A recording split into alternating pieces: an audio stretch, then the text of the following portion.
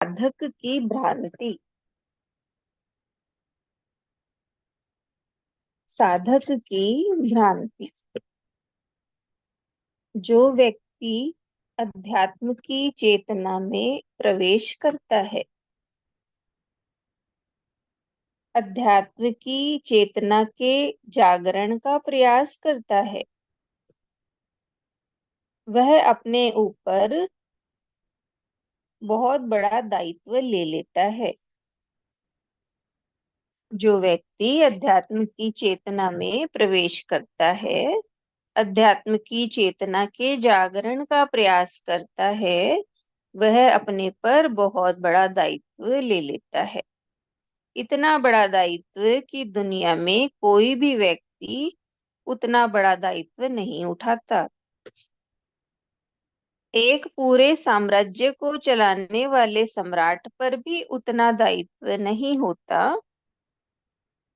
जितना बड़ा दायित्व होता है उस साधक पर, जो चेतना के जागरण में लगा हुआ है। यह कैसे?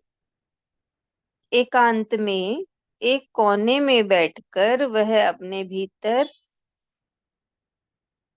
झांकने वाला, अपने आप की साधना करने वाला बड़ा दायित्व कैसे लेता है? यह तर्क संगत नहीं किंतु विरोधी बात है।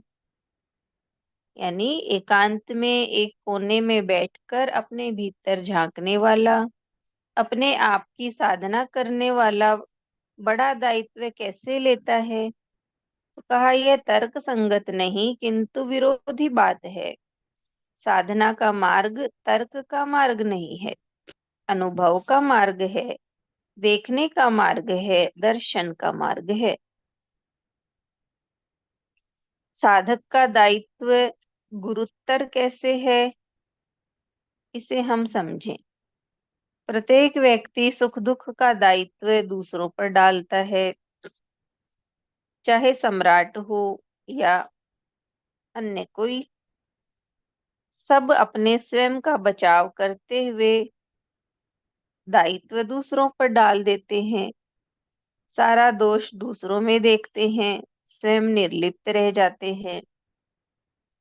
किंतु अध्यात्म की साधना करने वाला, चेतना के जागरण की साधना करने वाला सारा दायित्व अपने पर लेता है। अध्यात्म साधना की पहली परिणति है दायित्व को ओढ़ने का बोध, दायित्व को लेने का साहस। अध्यात्म साधक की भ्रांतियां अध्यात्म साधक की भ्रांतियां सबसे पहले टूटती हैं। वह असत्य से दूर और सत्य के निकट होता है। सामान्यतया आंखें बंद करने का अर्थ होता है नहीं देखना, सो जाना। बाहरी दुनिया में आंखें बंद करने के दो ही अर्थ होते हैं, सो जाना या नहीं देखना। अध्यात्म के क्षेत्र में ये अर्थ बदल जाते हैं, ठीक विपरीत हो जाते हैं। साधक की भ्रांति टूट जाती है। उसके लिए आंखें बंद करने का अर्थ होता है जागना, आंख बंद करने का अर्थ होता है भीतर झांकना, भीतर की गहराइयों को देखना। अर्थ बदल जाता है। जो बाह्य जगत में जीता है वह मानता है कि सुख बाहर बाहर में है।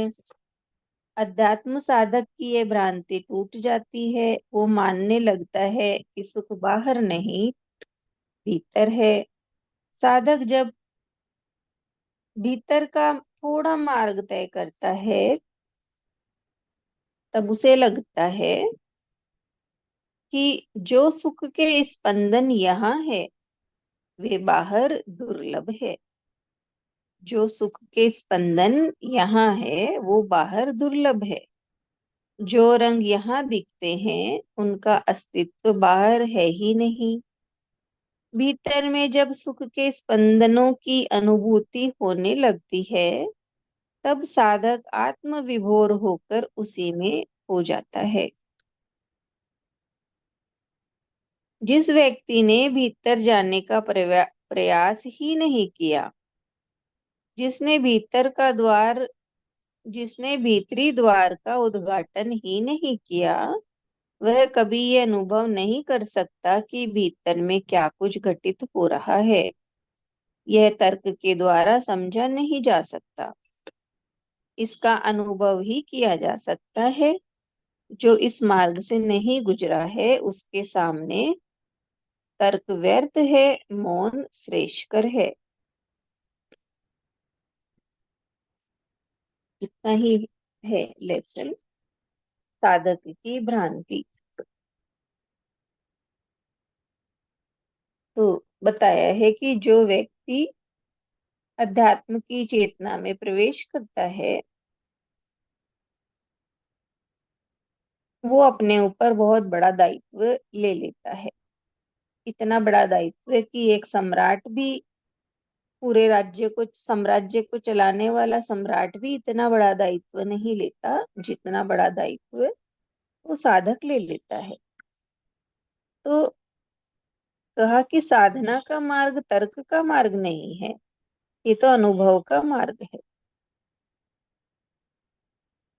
बताया कि हर व्यक्ति अपना दायित्व दूसरों पर डाल देता है, सुख दुख का दायित्व दूसरों पर डालता है, स्वयं का बचाव करता है। लेकिन जो साधक है, वो सारा दायित्व खुद के ऊपर लेता है, दूसरों पर नहीं डालता। तो यही बताया है कि सबसे अध्यात्म की साधना की पहली परिणति है दायित्व को ओढ़ने का बोध। और यही बताया कि संसार में तो आंखें बंद करने का अर्थ है कि नहीं देखना या सो जाना, लेकिन अध्यात्म में इसका विपरीत है अर्थ। आंखें बंद करना यानी जागना और अपने भीतर में झांकना। जो भी बाहरी जगत में जीतता है वो सुख बाहर देखता है, लेकिन साधक जो है वो अपने भीतर में सुख को अनुभव करता है। तो यही बताया है कि जिस भी व्यक्ति ने अंदर जाने का प्रयास किया है, उसने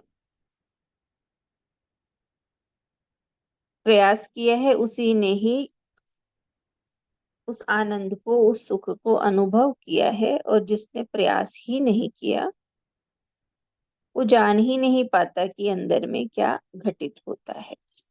तो ऐसे के सामने तर्क नहीं करना, मौन ही रहना। हरिओम। नविता बताएंगी। हरिओम। हाँ, हरि